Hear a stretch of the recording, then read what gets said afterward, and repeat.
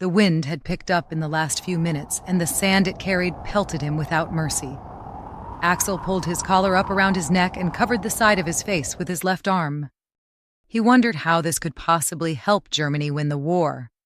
So far, he'd been very successful, and if he could find and terminate his next 2 targets, he would have accomplished what no other agent in the history of the war had. Axel smiled at the thought as he raised his binoculars for one more look. Yep, he was definitely in the wrong place.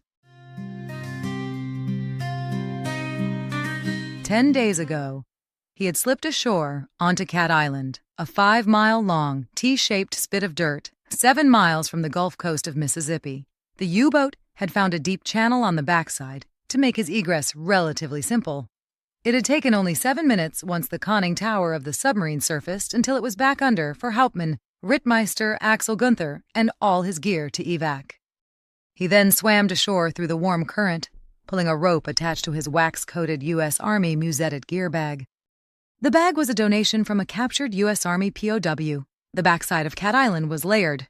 It started with a soft sandy beach that gave way to sawgrass and finally to a clogged forest of trees and swamp. It was void of all life except for mosquitoes and water moccasins. Snakes didn't bother Axel, but mosquitoes, that was another story. The annoying buzz around your ears, the sneak attacks that left you scratching for days. The little bloodsuckers were undoubtedly the worst of God's creations, and they were copious on Cat Island.